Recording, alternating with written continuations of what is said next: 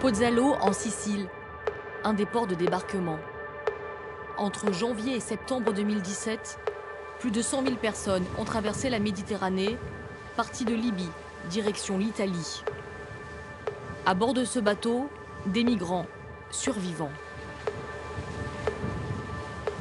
Je suis fatigué, très fatigué même, parce que j'ai fait 11 mois au Libye, c'est très dur. Être au Libye, c'est pas sûr, franchement parler. Être au Libye, c'est pas sûr. C'est détruire ta vie, gaspiller tout ce que tu as. Entre janvier et septembre, plus de 3000 migrants sont morts en mer, c'est sans compter les disparus. Pour limiter ce nombre, 8 navires d'ONG sillonnent la zone entre la Libye et l'Italie à la recherche de rescapés. Ceux qui ont réussi à arriver jusque-là, c'est vraiment des héros, quoi. On devrait les accueillir les bras grands ouverts. En 18 mois de rotation, l'Aquarius, bateau de SOS Méditerranée, a recueilli 20 000 personnes. Autant d'histoires et d'espoirs d'une autre vie. De la masse à l'humain, qui sont ces candidats à l'exil? Que fuient-ils? Que veulent-ils?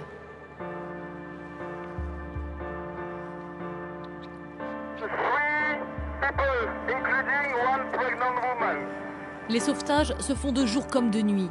Ici, 117 hommes, une seule femme, enceinte de 6 mois.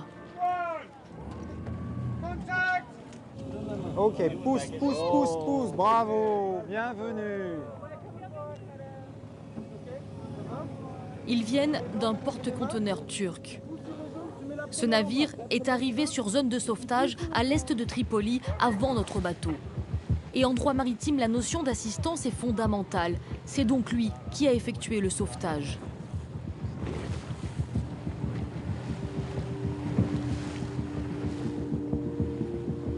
Ce transfert de passagers vers l'Aquarius durera plusieurs heures.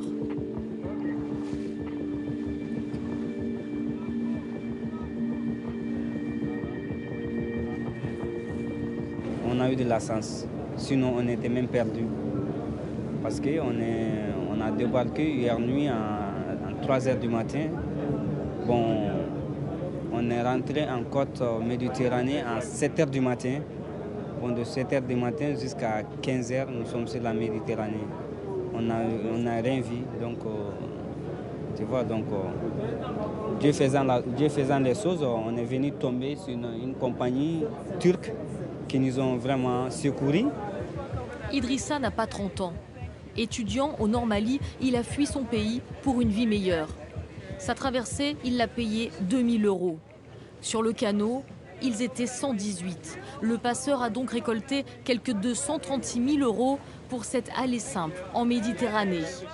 Un commerce humain en pleine expansion.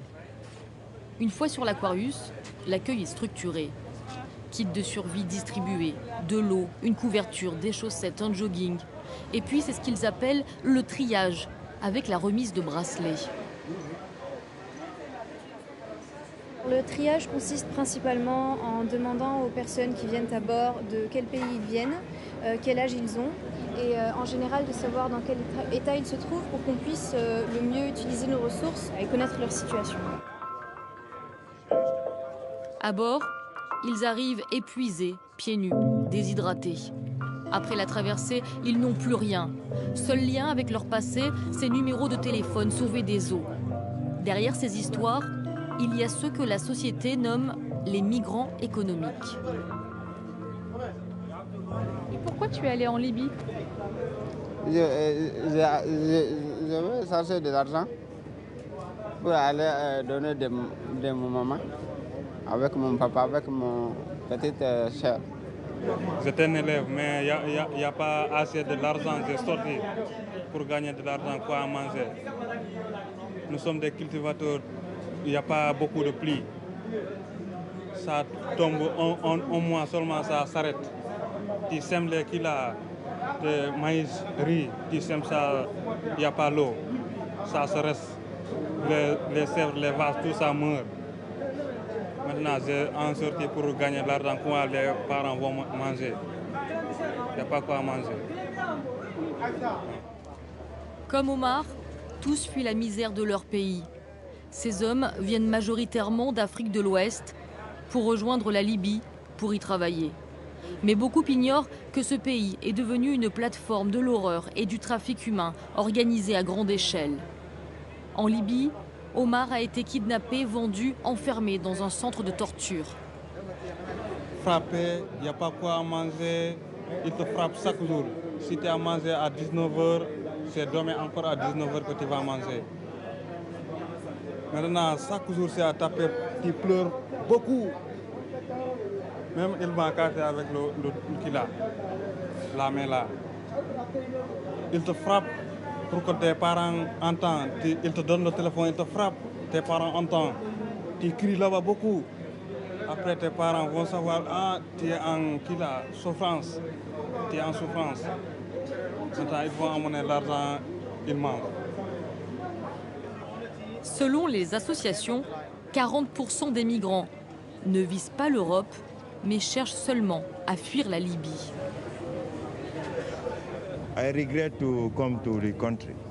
Je regrette d'être allé dans ce pays. Ma vie d'avant me manque.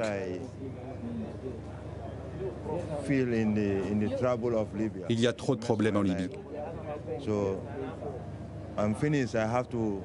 Tout ça, c'est fini. Je dois aller de l'avant, chercher le meilleur chemin pour me sentir vivant encore. N'importe où dans le monde, juste avoir de la paix, de la stabilité et la justice.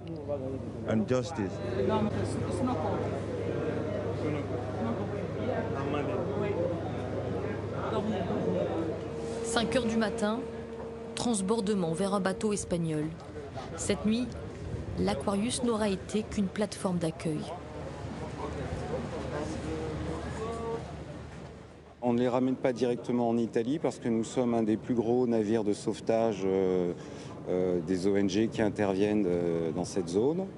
Et donc comme nous n'avons qu'une petite centaine de personnes à bord, le MRCC préfère organiser le transfert sur un navire plus petit qui a déjà des naufragés à bord.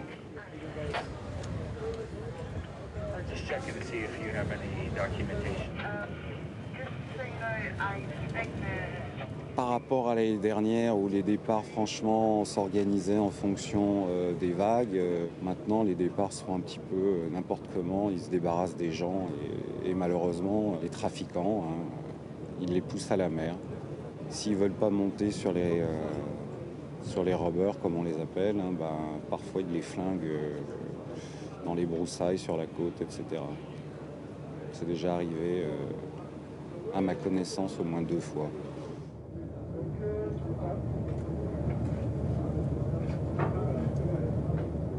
Quand même, j'ai trop souffert, quoi. C'est trop souffert. C'est pas facile, quoi. C'est pas facile du tout. On a un peu vécu de souffrances, bon, puis c'est bizarre quand même, c'est bizarre.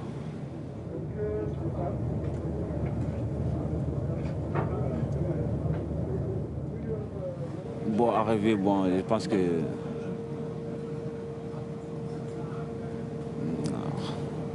ça sera bien.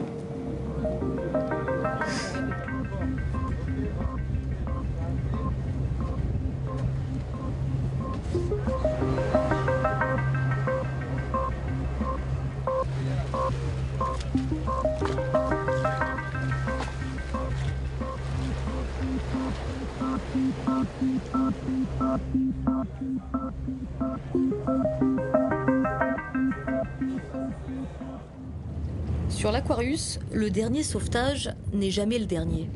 Une fois le pont vide, une autre ambiance s'installe, une attente active. Entre 2 sauvetages, il faut vérifier le matériel, refaire les exercices, les briefings de sécurité, revoir les gestes de base de premier secours dans les conditions du réel. Chaque opération est répétée encore et encore pour que dans l'urgence du sauvetage, les gestes soient automatiques. À bord du navire, 3 équipes collaborent, 34 nationalités représentées. Aux côtés des marins de l'Aquarius, il y a les salariés de Médecins sans frontières et les citoyens bénévoles de SOS Méditerranée. Dans sa deuxième vie, Christina est chargée de production pour la télé allemande. Svenja fait du marketing. Basile est urbaniste. Les autres sont instructeurs de plongée, architectes navals, mécaniciens bateaux. Tous soigneusement sélectionnés pour leurs compétences par SOS Méditerranée.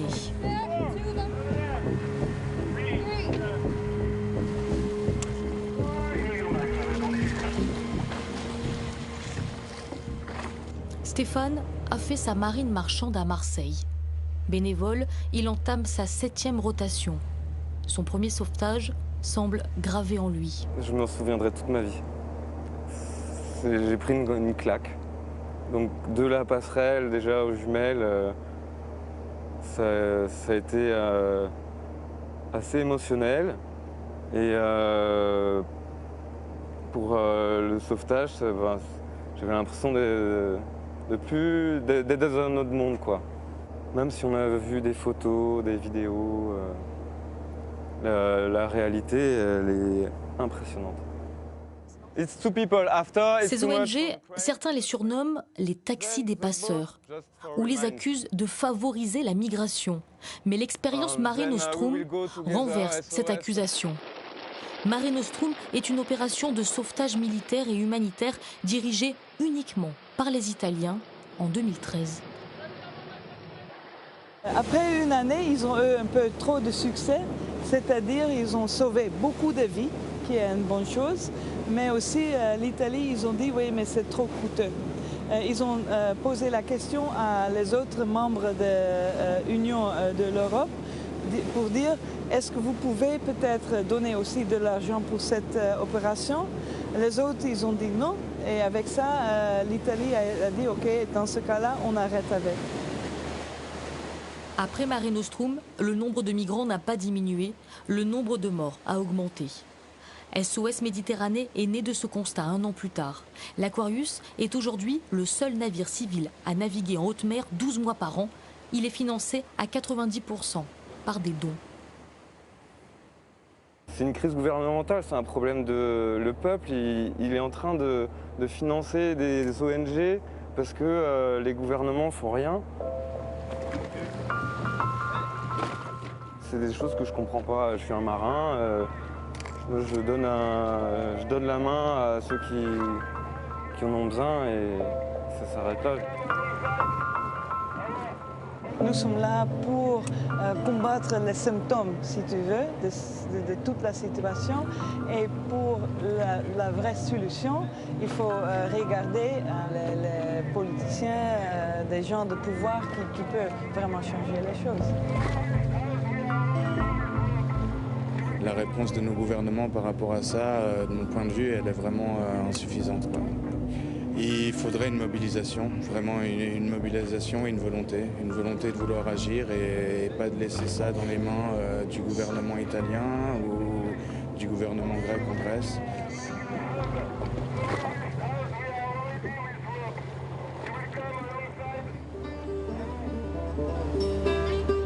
Dans le huis clos du navire, quand tout s'apaise enfin, Craig, seul médecin à bord, décompresse. Un instant hors du temps et indispensable pour souder les équipes qui ne se connaissaient pas avant de monter à bord.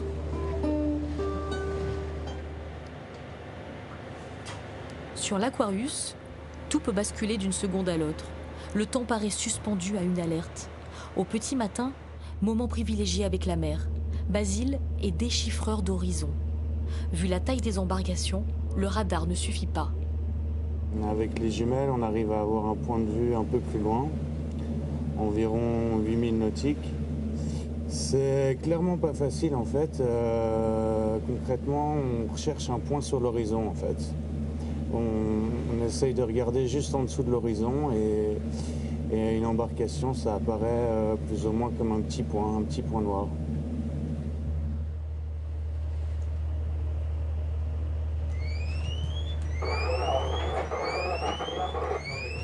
Quelques heures plus tard, nouvelle alerte.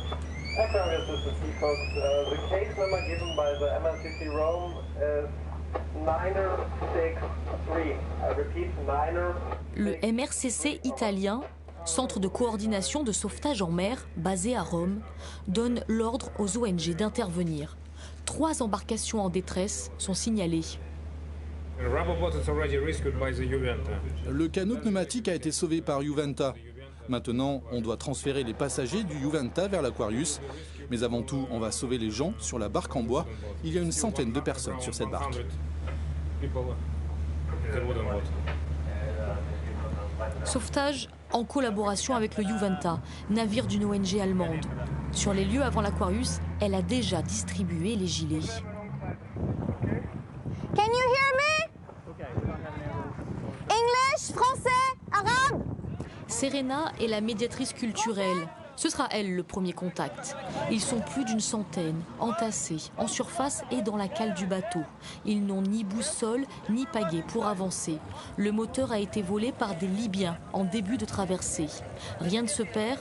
Ces moteurs seront réutilisés par les passeurs pour d'autres embarcations au départ. Sur les 3 bateaux signalés par le MRCC, sur place, il n'en reste que 2. Le 3e bateau, il est tombé en panne très rapidement et soit ils sont décédés, soit ils ont réussi à atteindre la côte libyenne. Et on ne saura jamais. En début de traversée, le choix de la bonne embarcation est un coup de poker. Parmi ceux qui osent le voyage, 16% sont des femmes, 24% des mineurs non accompagnés. Bring you to the big orange boat now, and the people are going to take care of you over there, okay? 3, 2, 1, contact! Certaines familles voyagent avec des bébés. Mourad a 1 mois, son grand frère 1 an et demi. Sur le pont, le soulagement prend le pas sur la peur. Après chaque arrivée, l'odeur de l'essence est violente. Beaucoup ont baigné dans le fioul. Eux pourront se doucher, car le mélange avec l'eau de mer donne des brûlures très profondes. Le médecin de MSF a immédiatement repéré Ibrahim pour le conduire dans la clinique. 16 ans, 1m88, 42 kilos. Affamé pendant des jours, il a une pneumonie et une septicémie. Il est resté plusieurs jours dans une cellule avec des cadavres en décomposition. Si tu ne vois pas un docteur en Italie, tu n'iras pas mieux. Et tu vas devoir apprendre l'italien aussi. Buongiorno. Io sono.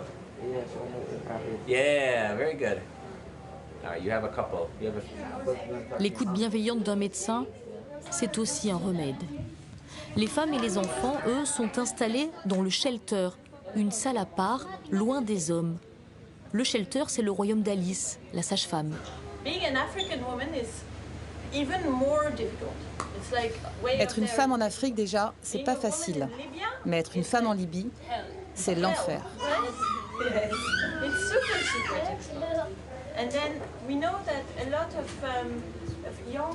Nous savons que beaucoup de jeunes filles du Nigeria deviennent en Libye des travailleuses du sexe.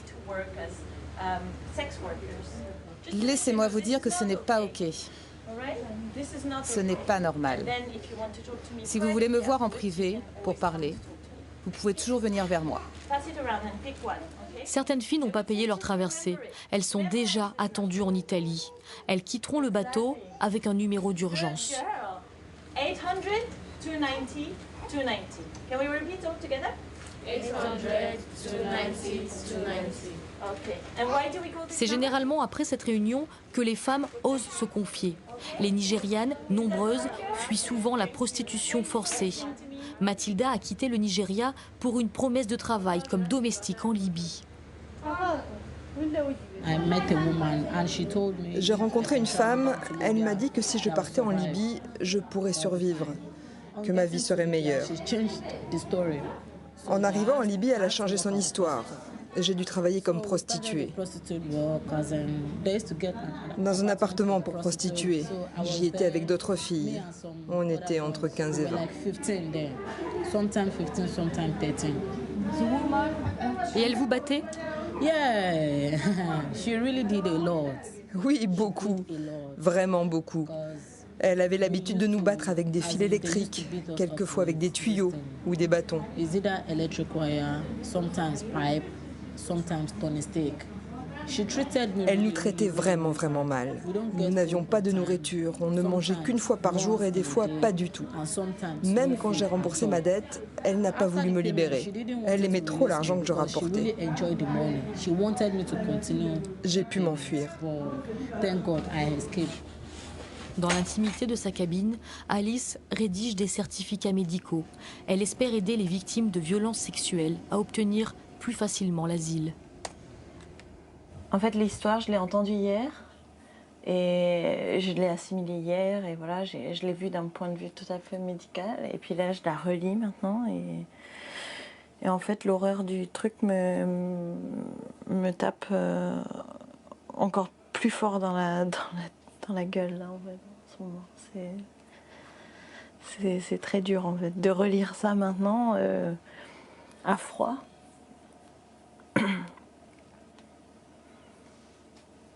C'est souvent des viols en groupe, donc c'est souvent, ce sera souvent 2 ou 3 mecs qui la tiennent pendant qu'un autre est en train de la violer. Il y a toujours un élément d'arme à feu qui entre en jeu. Mon esprit, il n'est pas assez tordu pour pouvoir imaginer ça en fait. C'est pas possible. J'espère que personne ne peut imaginer ça. C'est juste, c'est une horreur. Un commerce d'êtres humains et des conditions de détention inimaginables, vécues aussi par les Bengalis. Ils ont toujours travaillé en Libye, mais aujourd'hui c'est la 2e plus forte nationalité à fuir le pays, après les Nigérians. Pour la première fois, un traducteur a été mandaté à bord. Avant, on travaillait normalement en Libye. Mais depuis la mort de Kadhafi et la chute du gouvernement, c'est l'enfer. Les Bengalis sont considérés comme la poule aux œufs d'or, car ils sont vendus très cher aux Libyens. Et notre communauté envoie toujours la rançon demandée. Au Bangladesh, les familles vendent leurs terres et s'endettent pour sauver leurs enfants. Tajim, 16 ans, a été capturé, torturé, vendu 2 fois. Ses traces sont celles des menottes avec lesquelles on l'enchaînait avant de le battre.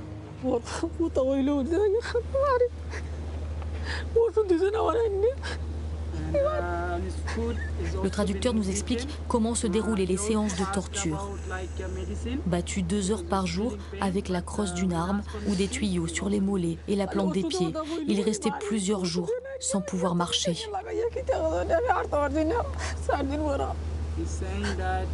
Il suppliait en vain qu'on le soigne.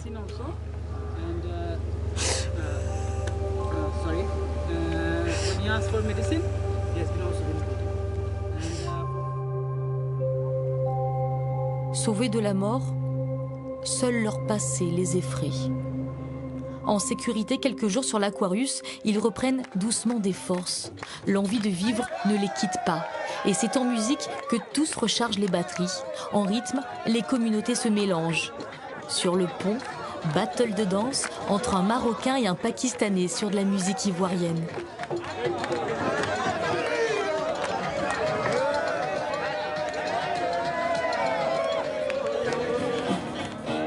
Côté coulisses, préparation des dernières collations. 2 jours de navigation seront nécessaires pour rejoindre l'Italie.